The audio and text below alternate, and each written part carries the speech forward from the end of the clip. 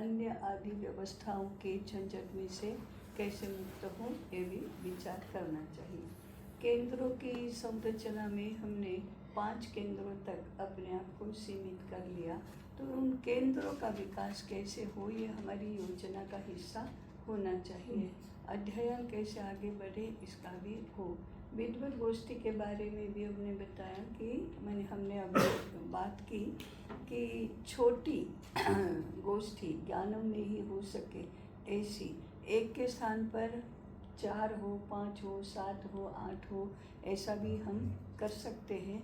तो इस प्रकार से गोष्ठी करनी चाहिए। ज्ञान विषय के बारे में भी अभी हमारी बहुत चर्चा हुई।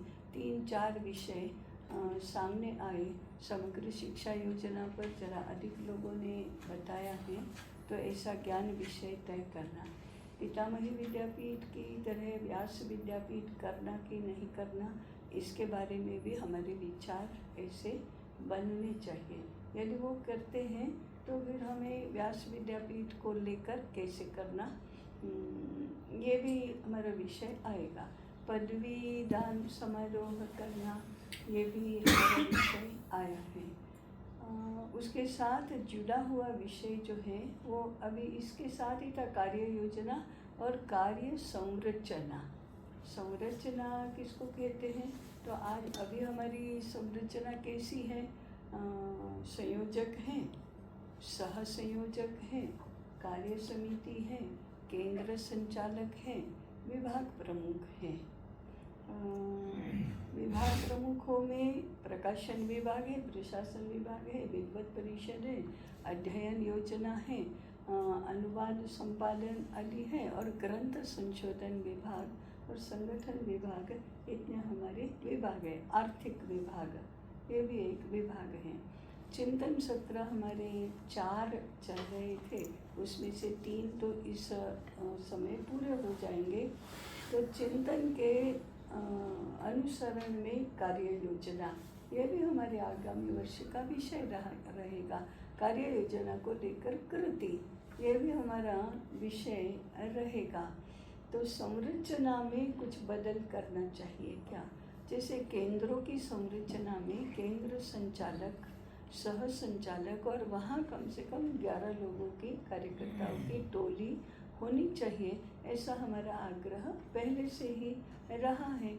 उनका काम सुचारू रूप से चले या मार्गदर्शन मिले, इसलिए हमने केंद्र पालकों की भी व्यवस्था की थी, जो कार्य समिति के सदस्य ही थे, और केंद्र संरक्षकों की भी योजना की थी, जो हमारे सह संयोजक थे। ऐसे सह संयोजक, केंद्र पालक माने संरक्षक, पालक और संचालक मिलकर केंद्रों के लिए मार्गदर्शन की व्यवस्था हमने की है अभी तक। आगामी वर्ष में विभागों में कुछ कम अधिक करना, बदलना, केंद्र, कार्य समिति, संयोजक, सह संयोजक, इस रचना में कुछ बदल होना चाहिए क्या, इसके ऊपर भी विचार करना चाहिए। और कार्यकर्ता शिक्षण, इसके ऊपर ध्यान देना।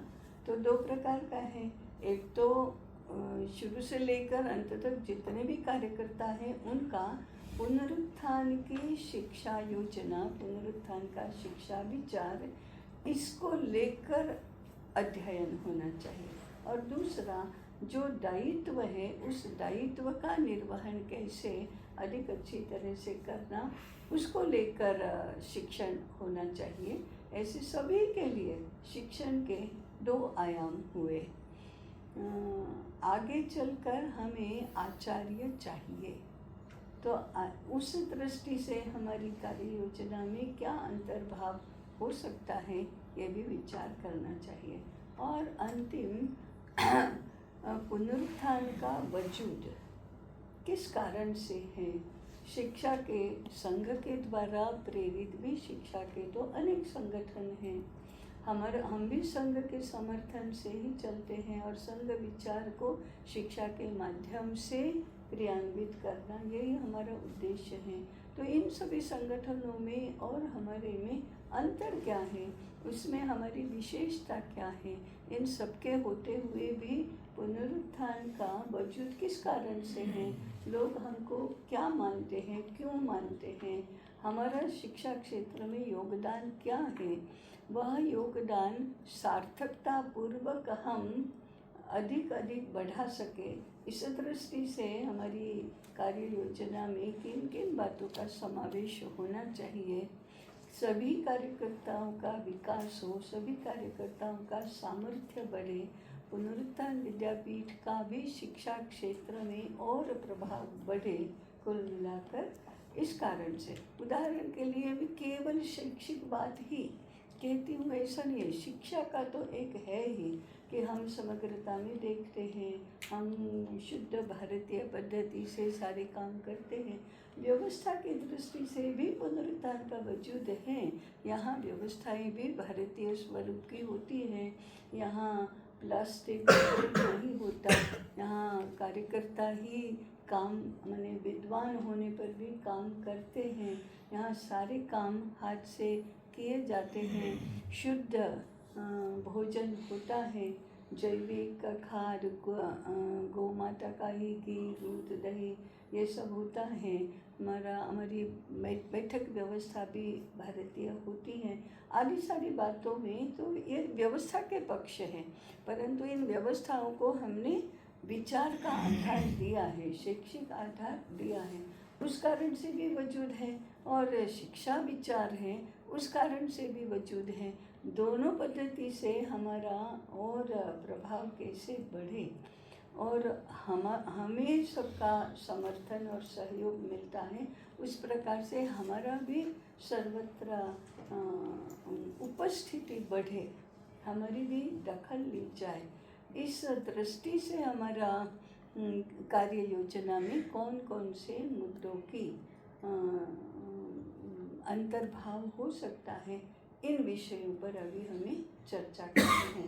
पहला मैंने बताया संरचना, तो संयोजक से लेकर अध्येता तक की जो हमारी संरचना है वह। दूसरा है अध्ययन की प्रमुखता। तीसरा है सभी कार्यकर्ताओं का शिक्षण, उनका विकास। और चौथा है विद्यापीठ की हमारी शिक्षा क्षेत्र में स्थिति, भूमिका, उसको लेकर वह अधिक प्रभावी हो इसलिए। और ये हमारे प्रयोग जो भिक्षा योजना आदि प्रयोग है वह भी विशेष ही हैं।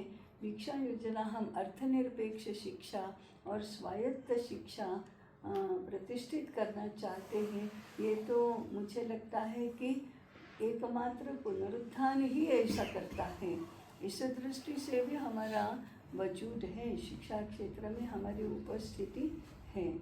इन सारे मुद्दों को लेकर हमारे क्या विचार बनते हैं, इसके लिए चर्चा के लिए समय खुला है।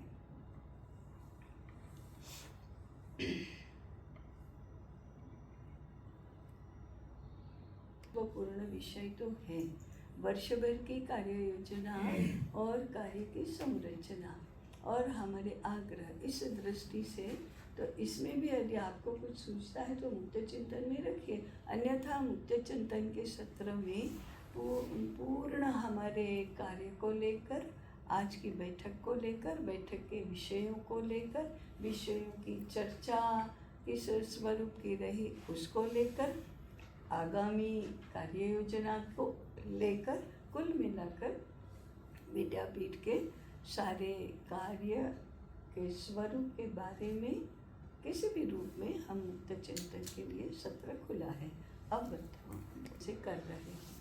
भिक्षा व्रती जो लोग हैं उनको प्रेरित करने के लिए हमने अर्थनिरपेक्ष शिक्षा और स्वायत्त शिक्षा इसका चिंतन सत्र चलाया है। अब ये पहले सभी कार्यकर्ताओं के लिए है, तो हमारा प्रयास ये होना चाहिए कि हमारे जो 109 कार्यकर्ता थे, इस वर्ष संख्या कुछ अलग भी होगी, वे सब इस चिंतन सत्र में उपस्थित रहें। हमने उनके लिए इसको अभ्यास वर्ग का स्वरूप दिया है। किस लिए? भिक्षा योजना के लिए मानस और क्षमता अनुकूल बने इसलिए। तो एक काम तो ये हमको करना चाहिए। और तीसरा हमारी पूर्व तैयारी संपर्क योजना, और इसको जरा अधिक अच्छी प्रकार से हमको बनाना चाहिए।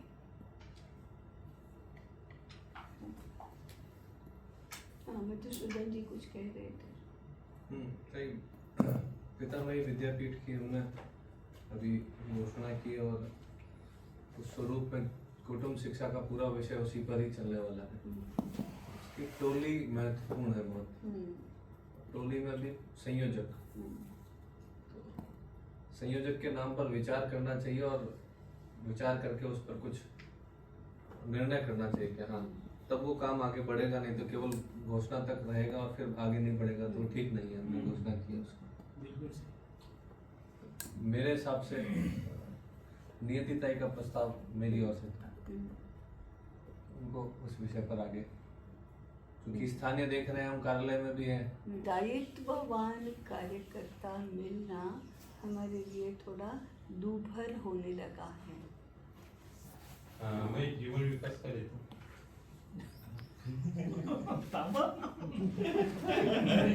खबर नहीं खबर।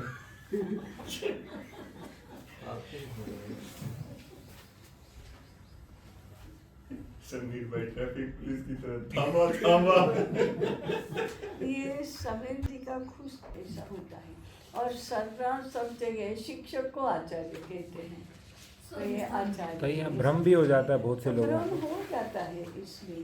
परंतु हम लोगों ने अभी आचार्य पदवी के नाते अभी माना है इसको कि आप याज्ञवल्क्य गट का अध्ययन यशस्वी रूप से पूर्ण करेंगे तो आपको आचार्य की पदवी प्राप्त होगी। विद्यालय में आप अपने आप को गुरुजी कहते हैं, आचार्य कहते हैं, शिक्षक कहते हैं या अन्य कुछ संबोधन करते हैं, वो एक अलग बात है। परंतु ये आचार्य पदवी है। जिस अर्थ में वो शिक्षक को आचार्य कहते हैं उसमें, और ऋषि में पदवी तो और कोई नहीं हो सकती ना, पदवी तो नहीं है। उस रूप में आचार्य भी पदवी नहीं है, पद है। ऋषि भी पदवी नहीं है, पद है, अथवा एक स्थिति है ऋषि की। इसलिए उसमें पदवी का प्रश्न तो नहीं आएगा। पदवी की जब हम बात करते हैं तब आचार्य के आगे जो ये शिक्षा क्रम है उसमें विद्या वाचस्पति, ये PhD के समकक्ष होता है। वो भी अन्य अन्य विश्वविद्यालयों में कुछ नाम बदलकर और भी होता है। ऐसे पूर्व में होता था, आज कहाँ होता है ये नहीं मालूम, पर होता होगा महामहोपाध्याय। ये भी एक पदवी है, विद्या वाचस्पति के समान महामहोपाध्याय ये पदवी है। उसके आगे अभी कोई है ऐसा ध्यान में तो नहीं है। महामहोपाध्याय किसको कहेंगे? आज के संदर्भ में अगर पहचानना है तो डिलीट के उपाधि है आगे महामहोपाध्याय। ये तो सारी पदवियां हैं, पद नहीं है।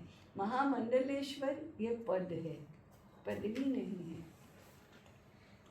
इसी प्रकार से आचार्य ये पद भी है और पदवी भी है, परंतु ऋषि ये तो पद ही है केवल, और पद भी नहीं, वो एक प्रतिष्ठा का विषय है, सम्मान का विषय है। और ज्ञान क्षेत्र ने उनको ऋषि के नाते स्वीकृत किया है, स्वीकार्यता है। परंतु ऋषि और आचार्य में ऐसे पद की दृष्टि से कहो तो भी अंतर है। ऋषि आर्ष दृष्टा है, ऋषि अनुभूति प्राप्त ऐसा व्यक्ति है, ऋषि मौलिक चिंतन करता है, ऋषि तपः स्वाध्याय करता है, ऋषि अनुसंधान करता है, ऋषि शास्त्र का निर्माण करता है। ये तो ऋषि है। माने ज्ञान क्षेत्र में उसके कार्य क्या है? तो ये कार्य है। आचार्य का कार्य अधिकांश छात्रों के संदर्भ में या उनके साथी सहयोगी शिक्षकों के संदर्भ में है। आचार्य ये आचारवान है, आचार्य ये करवाने वाला है, स्वयं आचरति नित्यम, परंतु आचार्य स्थापयति, व्यवस्था में वह स्थापित करता है। कुछ तय किया, नियमावली तय की, सद्गुण तय किए, कुछ मानक बनाए, कुछ व्यवस्था बनाई, व्यवहार के गुण भी बनाए, ये करना ये नहीं करना, ये अच्छाई के लिए ये गुण है, नीति सदाचार के नियम बनाए, इसके लिए हमारी व्यवस्था में ऐसा होगा, ऐसा होगा, ऐसा होगा, ये जो तय करता है। पहला आचिनोति ही शास्त्रार्थान, ये पहले तय करता है, वो आचार्य है। परंतु इतना ही काम नहीं है, वो आचार में स्थापित भी करता है, माने व्यवस्था के साथ जितने लोग जुड़े हैं उनमें वो स्थापित करता है।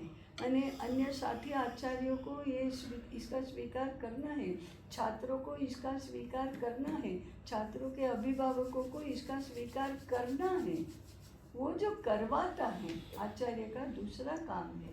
और तीसरा स्वयं आचरति नित्यम, उसके स्वयं के जीवन में भी ये जो उसने तय किए हुए वे सारे मानक है, वो आचार्य है।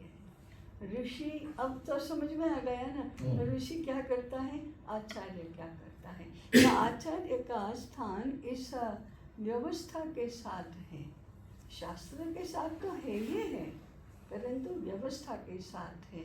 आचार्य भी विद्वान होता है, ऋषि भी विद्वान होता ही है। विद्वान दोनों का होना अपेक्षित है, दोनों को ही विद्वान होना ही चाहिए। ऋषि शास्त्र की रचना करता है, आचार्य शास्त्र का अध्यापन करता है और प्रस्तुति भी करता है, भाष्य करता है, टीका करता है, वो आचार्य का काम है। ऋषि का काम शास्त्र रचना करने का है। ऋषि और तपस्वी में क्या फर्क है? तपस्वी ये तो तप करने वाला तपस्वी है, ऋषि तप करता है। लेकिन वो तप किसके लिए कर रहे हैं? राष्ट्र के लिए कर रहे हैं। हाँ, ऋषि करता है सबसे पहले ज्ञान, फिर जगत हिताय। वो तो ऋषि होने मात्र से जगत का भला ही करता है। जगत के हित का अगर आलंबन नहीं है तो उस तपश्चर्या का कोई फल भी नहीं है, उस तपश्चर्या से कोई विधायक सकारात्मक फल तो नहीं मिलेगा। ऐसी भी कितनी कथाएं आती हैं, तप करता है और फिर तप की सिद्धि उसको उल्टे रास्ते पर ले जाती है। वो बहुत प्रसिद्ध कथा है ना, 30 वर्ष तक तपश्चर्या की सिद्धि क्या प्राप्त हुई, वो एक वृक्ष के नीचे खड़ा था, ऊपर से वो चिड़िया ने उसके ऊपर बीट कर दी, उसको ऊपर देखा, इतना गुस्से आया तो उस क्रोध के कारण से चिड़िया जलकर भस्म होकर नीचे, उसको इतना अहंकार आया, ओ मेरी तपश्चर्या की ये सिद्धि है, अब मैं नगर में जाता हूँ। भिक्षा मांगने के लिए एक दरवाजे पर गया, भगवती भिक्षा देही, तो अंदर से महिला का गृहिणी आया कि मैं अभी पति की सेवा कर रही हूँ, जरा रुको, मैं फिर बाद में आकर भिक्षा देती हूँ। इसको क्रोध आ गया, ये मेरी अवमानना करती है करके। तो अंदर थे उस महिला ने कहा, मैं वो चिड़िया नहीं हूँ, जल जाऊंगी। तो ये एकदम ये हो गया, इसको कैसे मालूम। थोड़ी देर के बाद वो भिक्षा लेकर आई, तो इसने पूछा, इसका आधा तो ठिकाने आ गया था कि आपको कैसे मालूम कि, तो उसने कहा कि मैं मेरे पति की सेवा करती हूँ, मेरा कर्तव्य निभा रही हूँ, तो इसलिए मैं आपके क्रोध से जलकर भस्म नहीं हुई। ये कैसे हुआ, ये मुझे नहीं मालूम, मुझे तो मेरा कर्तव्य धर्म मालूम है। तुम वो व्याध के पास जाओ, वो व्याध है, वो धर्म व्याध है, उसके पास जाओ। वो गया व्याध के पास, उसने तो जरा कहा, महाराज बैठो जरा, मैं अपना धंधा पूरा कर लेता हूँ, बाद में ही करता हूँ। धंधा पूरा कर लिया, वो बेचारा बैठा, अब उसके क्रोध का कुछ नहीं रहा। बाद में माता पिता को भोजन करवाए, सब किया, और बाद में वो ऋषि के पास आकर कहता है कि आपको उस स्त्री ने मेरे पास भेजा है। तो तप तो करता है, परंतु तप का अहंकार आया तो फिर ऐसा हो जाता है। उससे ज़्यादा सेवा धर्म है, उससे ज़्यादा कर्तव्य धर्म है। तो ये हमारे पुराणों में ऐसी बातें मर्म समझाने के लिए है कि क्या कैसा व्यवहार जगत में करना है, कैसा व्यवहार जीवन में करना है। तो फिर वो तो उससे पहले ही डरा के कह दिया, मैं चिड़िया नहीं हूँ कि जल जाऊं। तो तब तो करता है, तब भी कालानुरूप होना चाहिए। हाँ, तप कल्याणकारी ही होना चाहिए, तप विनम्र बनाने वाला ही होना चाहिए। ऐसे तैत्तिरीय उपनिषद में आता है कि भृगु अपने पिता वरुण के पास, वरुण उनके पिता भी थे, आचार्य भी थे, गया ब्रह्म ज्ञान चाहिए मुझे।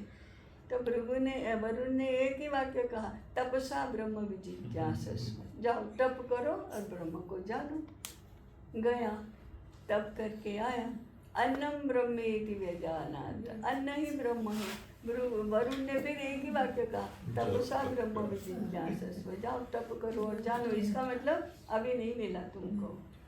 तो तप स्वाध्याय, इससे ज्ञान प्राप्त होता है, परंतु जगत का हित नहीं किया तो सिद्धि नहीं मिलती, मोक्ष भी नहीं मिलता, उल्टी सिद्धि चली जाती है।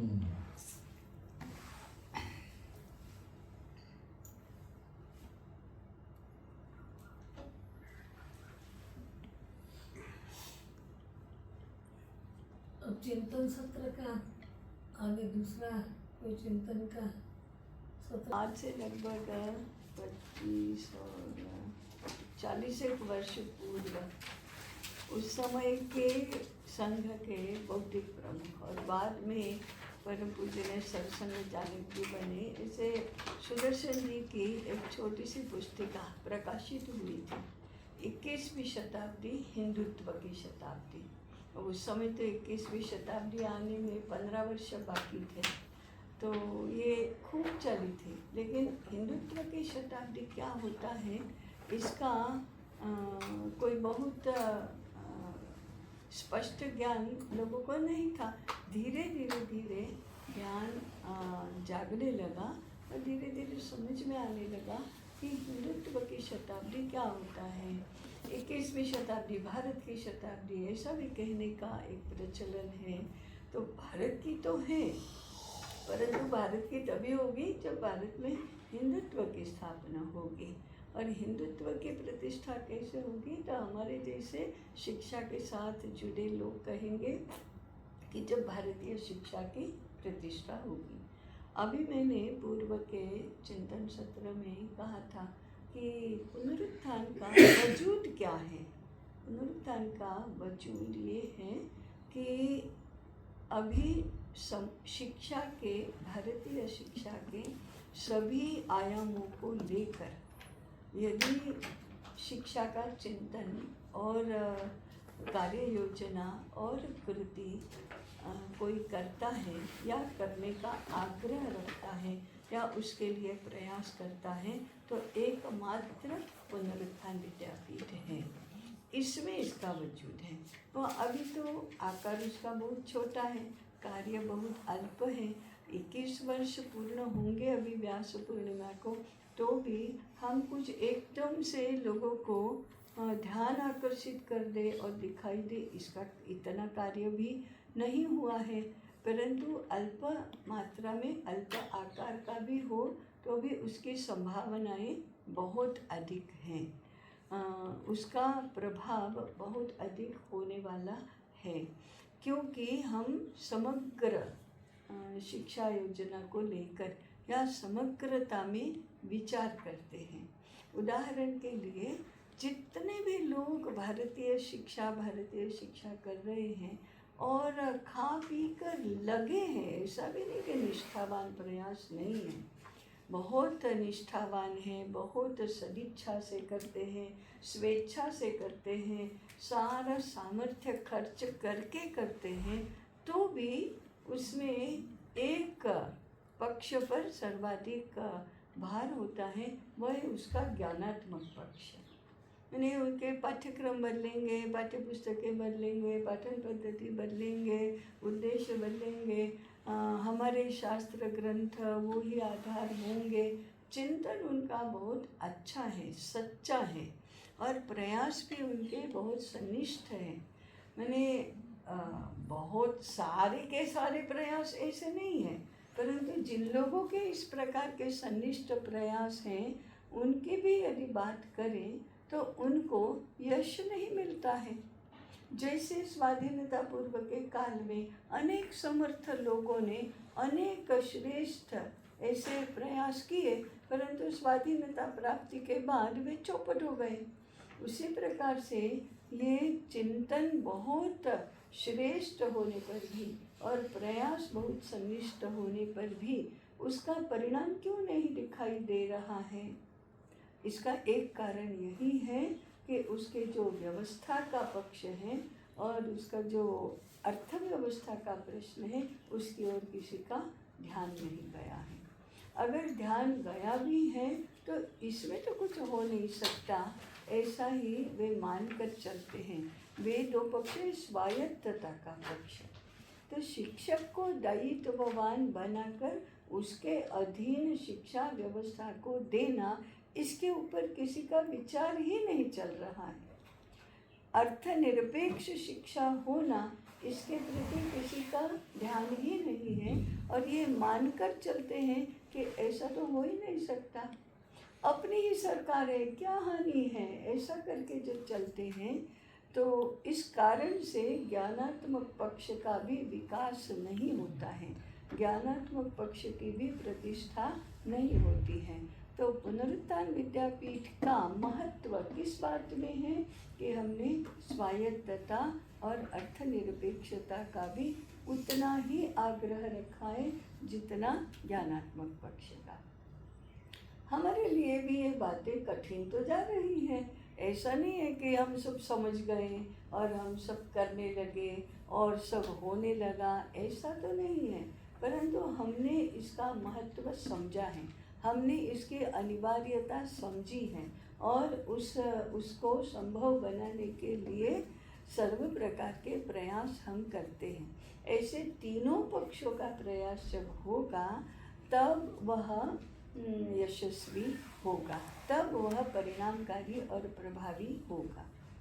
ऐसा दूसरा एक जो हमारा महत्वपूर्ण आयाम है वह है युगानुकूलता। अनेक शास्त्र जानने वाले शास्त्री आचार्य हमें शिक्षा क्षेत्र में भी हैं। जैसे संस्कृत विद्यापीठ में सारे भारतीय शास्त्र जो संस्कृत में लिखे गए हैं वे पढ़ाए जाते हैं, उन्हीं का अध्ययन होता है, लेकिन उनका युगानुकूल नहीं होता। कई बार तो ऐसा होता है कि शास्त्र के प्रति निष्ठा रखने वाले, शास्त्र के प्रति श्रद्धा रखने वाले ऐसा मानकर चलते हैं कि एक अक्षर भी उसमें तो बदला नहीं जा सकता। अब बदला नहीं जा सकता तो आज भी प्रासंगिक नहीं होते। वास्तव में परंपरा उसी को कहते हैं कि जो प्राचीन को आज के समय में ले आकर अर्वाचीन बनाए, वही परंपरा है। भारत के शास्त्रीय माने भारत के शास्त्र ग्रंथ हैं, उनका अध्ययन, इसको ही कहते हैं भारत का शास्त्रीय अध्ययन, चाणक्य के समय में स्थगित हो गया है। बाद में परंपरा आगे नहीं बढ़ी।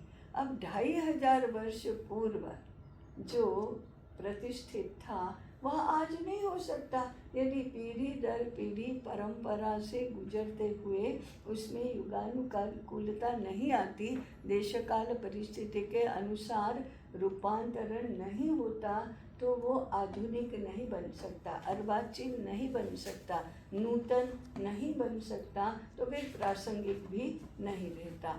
हम भारत के ज्ञान क्षेत्र में शास्त्र ग्रंथ हैं, शास्त्र ग्रंथों के अध्ययन करने वाले लोग भी हैं, उनका अध्यापन कराने की व्यवस्था भी विश्वविद्यालयों के माध्यम से बनी है। केवल एकमात्र उसमें जो कमी है, और वह बहुत बड़ी कमी है, वह युगानुकूलता की ही है। पुनरुत्थान विद्यापीठ ने इसमें भी प्रयास किए हैं हमने। प्राचीन शाश्वत ज्ञान को युगानुकूल रूप में प्रस्तुत करने का प्रयास किया है और इसलिए उनको हम प्रासंगिक उपयोगी बनाने में यशस्वी हो रहे हैं। हमारे गुरुकुल को लेकर कहो या भारतीय शिक्षा ग्रंथमाला कहो या कुटुंब शिक्षा के ग्रंथ कहो या वाचनमाला कहो। वाचनमाला वेद, उपनिषद, रामायण, महाभारत, दर्शन आदि का ही हिंदी भाषा में और सरल भाषा में प्रस्तुतिकरण है। उसमें दर्शन भी है, उसमें शास्त्र भी है, उसमें व्यवहार भी है, उसमें सारे संदर्भ भारतीयता के हैं, जीवन दृष्टि है, परंतु हमने उसकी युगानुकूल प्रस्तुति की है। तो पुनरुत्थान का जो महत्व है वो इस रूप में है। एक, सभी पक्षों का एक साथ विचार करना, दूसरा युगानुकूल प्रस्तुति करना। ये दो महत्वपूर्ण आयाम हम सबको अच्छी तरह से समझने की आवश्यकता है। इसको समझने के लिए ही अध्ययन करना आवश्यक है और इसलिए हम बार बार अध्ययन करो, अध्ययन करो, अध्ययन के लिए अनुकूलता बनाओ, ये हम कह रहे हैं। अंत में हम सबको ऐसी शक्ति प्राप्त करनी है, ऐसी क्षमता विकसित करनी है कि हम ज्ञान क्षेत्र में जाएं, शिक्षा क्षेत्र में जाएं और प्रभावी ढंग से ये सारी बातें बताएं, ये इनको भी स्थापित करें, तभी हम परिणामकारी और प्रभावकारी ऐसे होंगे।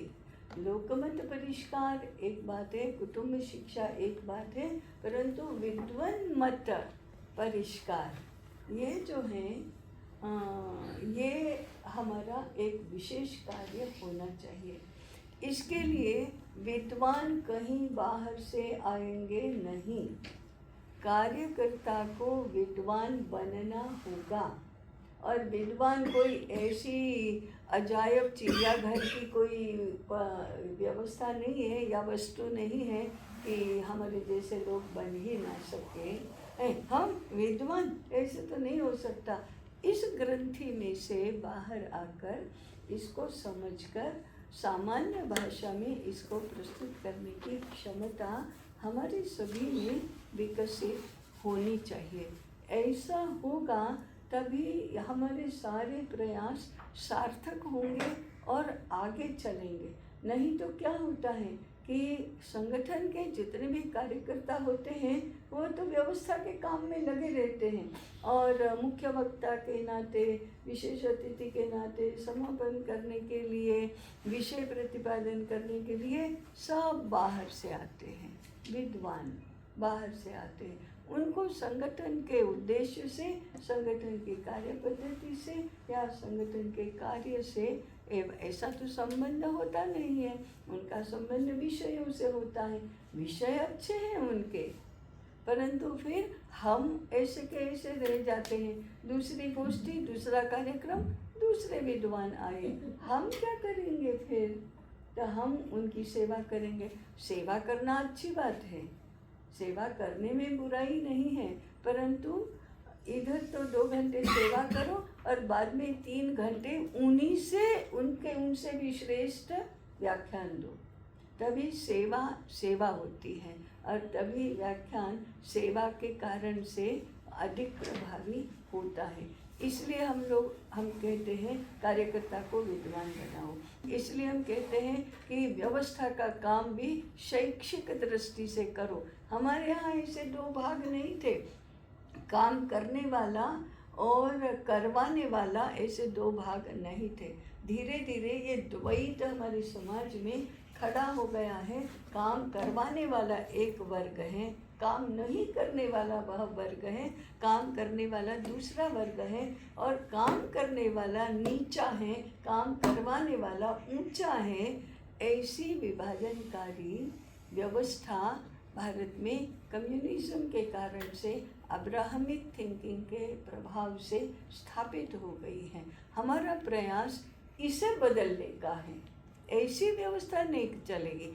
पहला काम करने वाला ही श्रेष्ठ है और काम करवाने वाले का कोई वर्ग ही नहीं है।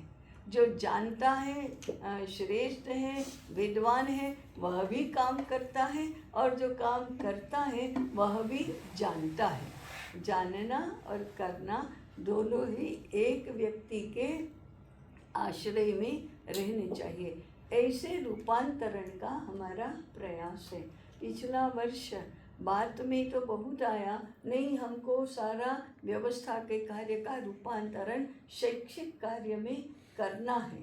ये करने का तरीका भी हमारा यही होगा कि हर कार्यकर्ता तो बना रहे परंतु विद्वान भी बने। नहीं तो होता भी ऐसा ही है कि अब हम कार्यकर्ता नहीं, अब हम विद्वान, हमारी व्यवस्था करो। ये ऐसा परिवर्तन नहीं है, ऐसा रूपांतरण नहीं। कार्यकर्ता बने रहना और फिर विद्वान भी बनना।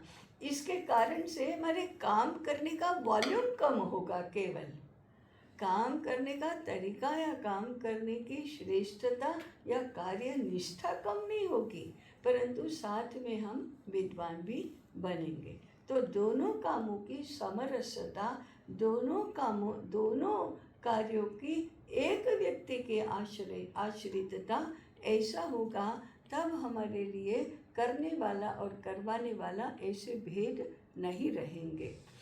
ऐसे उद्देश्यों को लेकर हम चल रहे हैं, यही हमारी विशेषता है।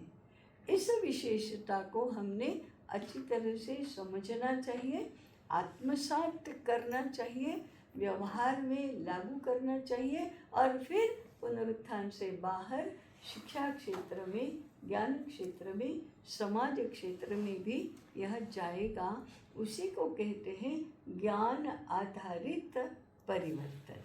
हम परिवर्तन के दिशा के लिए चले हैं, तो परिवर्तन की प्रक्रिया, परिवर्तन का स्वरूप इस प्रकार का है जो हमसे शुरू होता है और समाज तक पहुंचता है। मुझे लगता है इतना कहना ही अभी पर्याप्त।